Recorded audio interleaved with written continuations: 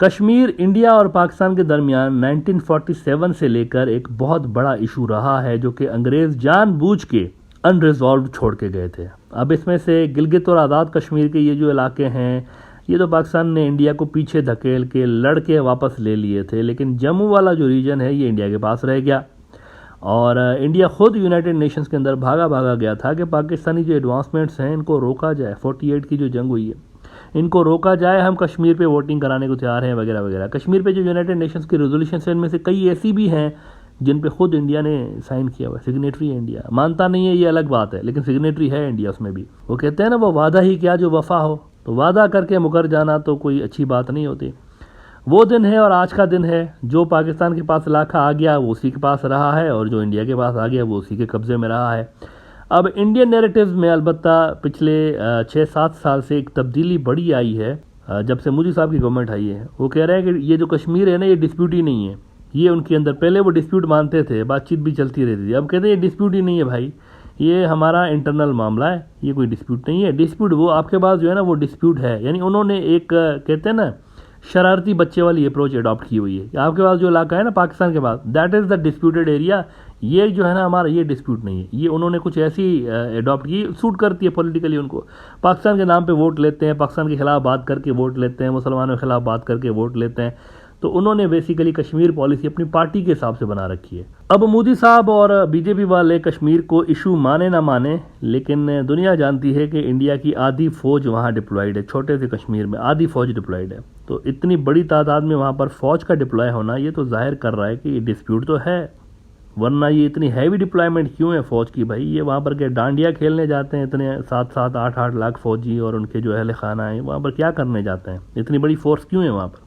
अब चाइना जो है ये कश्मीर का पड़ोसी है। वो इस तरह कि लद्दाख का जो इंडिया का इलाका है जिस पे आजकल इंडिया का कब्जा है, लद्दाख का बॉर्डर कश्मीर के साथ लगता है, लेकिन लद्दाख पे क्लेम चाइना का है, तो इस हवाले से चाइना का पड़ोसी हुआ कश्मीर।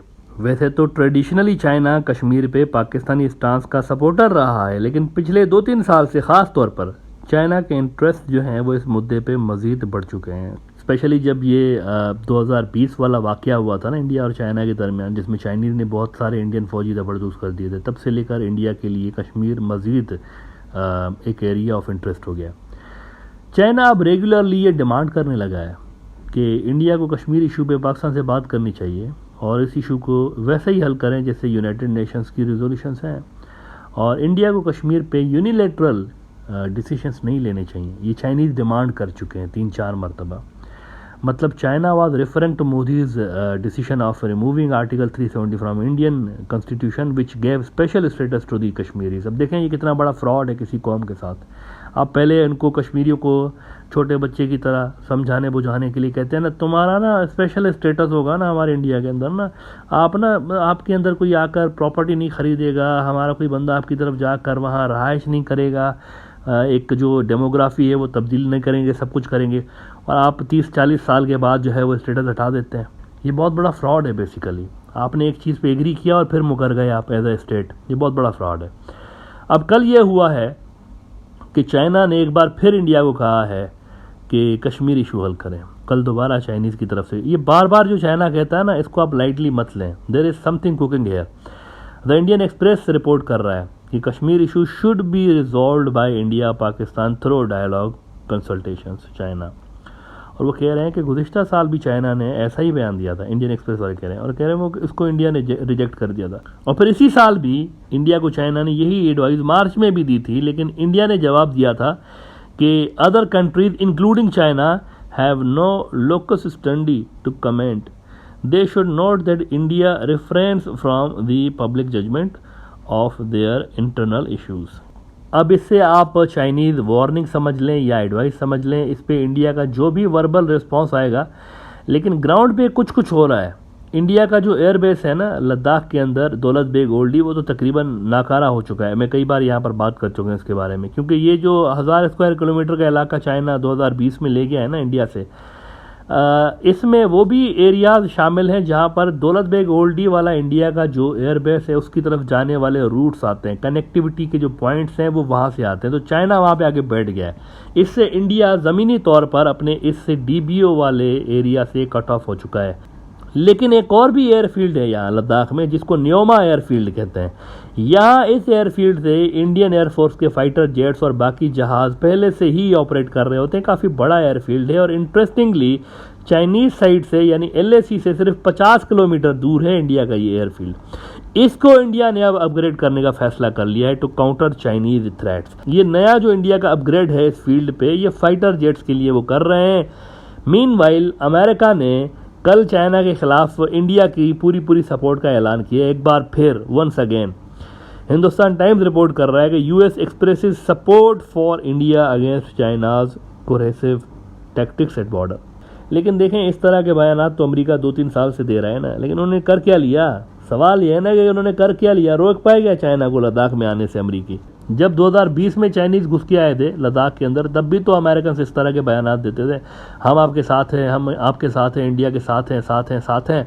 लेकिन जब इधर से चाइनीज आए तो उन्होंने इंडियंस ने पीछे मुड़ के देखा कोई था ही नहीं, अमेरिकन थे ही नहीं वहाँ पर। इंडिया अकेला खड़ा था मुकाबला करने के लिए और उन्होंने मुकाबला किया नहीं वहाँ पर, अपनी ज़मीन सरेंडर कर दी। अब देखें इंडिया अपने एरियाज गिव अप करने के बावजूद आज तक इश्यूज हल नहीं कर पाया चाइना के साथ। अभी जो सो कॉल्ड एक डिसएंगेजमेंट हुई है एक छोटे से इलाके में जहां इंडिया ने चाइनीज टर्म्स पे मजीद अपने एरिया से पीछे हट के बफर बनाया, अपने एरिया के ऊपर बफर बनाया है। खुद इंडियंस इस पे खुश नहीं है मोदी सरकार से। अब ये मैं नहीं कह रहा हूँ, वॉइस ऑफ अमेरिका ने इस पे अभी 1-2 रोज पहले एक बड़ी इंटरेस्टिंग स्टोरी लगाई है कि China border resolutions leaves some in India unhappy. इसमें वो कह रहे हैं कि आज भी सूरत हाल ये है कि एस्केलेशंस वहां पर दोबारा किसी भी टाइम शुरू हो सकती है। चाइनीज और इंडियंस के दरमियान मारकुटाई दोबारा कभी भी स्टार्ट हो सकती है। यही सिचुएशन है, अभी भी यही सिचुएशन है बॉर्डर पर। वो कह रहे हैं कि the resolution of a 2-year border stand of between China and India has eased tensions between the Asian giants but left Indian critics saying the government gave up too much, local headers complaining of lost pasture land and analysts warning another escalation could come at any time। कभी भी यहाँ वो कह रहे हैं कि फिर से लड़ाई हो सकती है। आप अमेरिका की बातों पे रिलाई कर नहीं सकते, स्पेशली जब आपका टॉप वेपन सप्लायर जो कि ट्रेडिशनली रशिया रहा है। रशिया खुद चाइना के साथ ग्लोबल लेवल पर आप देखें मिल चुका है, आपकी आंखों के सामने है। दोनों की स्ट्रेटेजिक पार्टनरशिप जो है वो किसी से ढकी छुपी नहीं है। आप जिससे मुल्क के ऊपर रिलाई करते हैं वेपन्स के लिए वो मिला हुआ है आपके शत्रु के साथ, तो आप कैसे अमेरिका के ऊपर फिर रिलाई कर सकते हैं। देखें आज भी ग्लोबल टाइम्स ने, इनका जो सरकारी न्यूज़ आउटलेट है, उन्होंने रिपोर्ट देखें क्या किया है। China firmly supports Russia in leading its people under leadership of president Vladimir Putin to overcome difficulties, achieve the strategic goals of development and further establish Russia's status as a major country in the international arena. तो America के खिलाफ China global scale पे सामने आ रहा है। देखें इसको आप लोकल लेवल पर मत देखें, कश्मीर और लद्दाख के लेवल पर मत देखें, ये ग्लोबल लेवल की गेम चल रही है। चाइना ग्लोबल स्केल पे इनको कम्पीट कर रहा है और रशिया उसके साथ है, मुकम्मल तौर पर उसके साथ है इस ऑब्जेक्टिव में।